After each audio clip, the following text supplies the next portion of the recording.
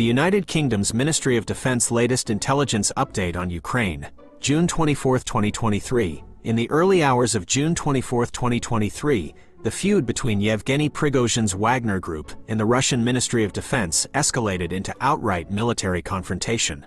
In an operation characterized by Prigozhin as a march for freedom, Wagner Group forces crossed from occupied Ukraine into Russia in at least 2 locations. In Rostov-on-Don, Wagner has almost certainly occupied key security sites, including the headquarters which runs Russia's military operations in Ukraine. Further Wagner units are moving north through Voronezh Oblast, almost certainly aiming to get to Moscow.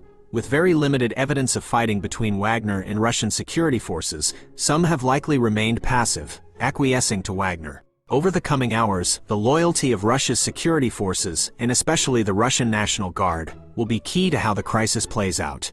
This represents the most significant challenge to the Russian state in recent times.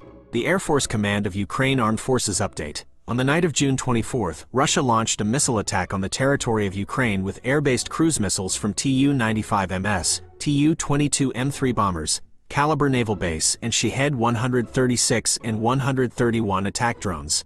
10 strategic aviation planes launched 40 X-101 X-555 cruise missiles from the Caspian Sea.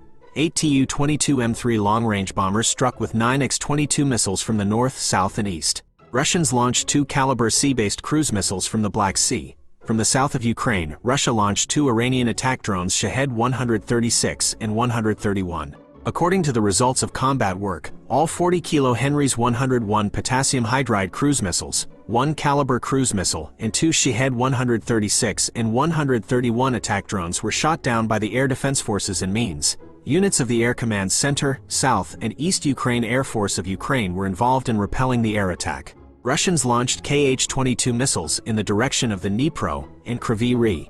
The Institute for the Study of War Russian Offensive Campaign Assessment, the Kremlin announced late on June 24 that Belarusian dictator Alexander Lukashenko negotiated a deal under which Wagner Group financier Yevgeny Prigozhin will travel to Belarus without facing criminal charges in Russia. Some portion of Wagner Group fighters will sign contracts with the Russian Ministry of Defense, and no Wagner personnel will be charged for their involvement in an armed rebellion. Kremlin spokesperson Dmitry Peskov announced that Russian authorities will drop the criminal case against Prigozhin, and that Prigozhin will go to Belarus, thanking Lukashenko for his role in mediating the deal with the higher goal to avoid bloodshed. Lukashenko's press service earlier broke the news about the deal, reporting that Lukashenko negotiated with Prigozhin and claiming that Lukashenko and Putin agreed to undertake bilateral actions to resolve the crisis earlier in the day. Lukashenko stressed the importance of avoiding a bloody massacre and ensuring security guarantees for Wagner fighters. Prigozhin released an audio message after the initial Belarusian report, claiming his march for justice achieved its goal and that he ordered Wagner forces back to their training grounds to prevent the situation from turning bloody, after Wagner forces already killed over a dozen Russian personnel. Prigozhin notably did not mention Lukashenko's involvement or the details of any negotiated deal in his own statement. The specifics of the deal, how and on what timeline it will be implemented, the expected outcomes for each party, and the extent to which all involved parties will follow the agreement, remain unclear at this time. The Institute for the Study of War key takeaways today. The Wagner Group encircled the Russian Southern Military District's headquarters in Rostov-on-Don and drove to within 330 kilometers of Moscow City prior to the announcement of the deal. Wagner forces will reportedly begin withdrawing to their bases soon, and footage reportedly depicts Prigozhin departing Rostov-on-Don.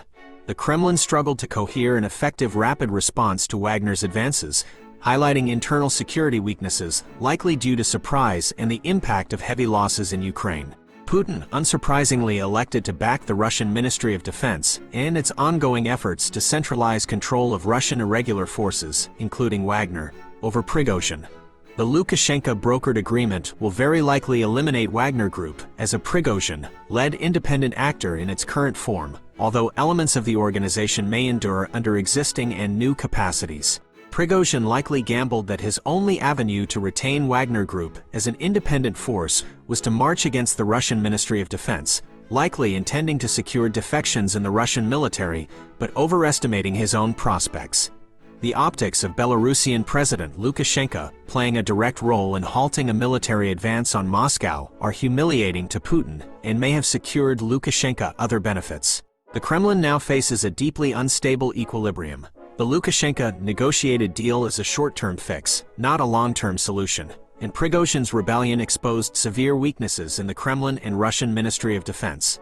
Russian forces launched their largest series of missile strikes against Ukraine in recent months on June 24, despite the armed rebellion within Russia. Ukrainian forces conducted counter-offensive operations on at least 2 sectors of the front and reportedly made advances on June 24, and regular fighting continued on other sectors of the line.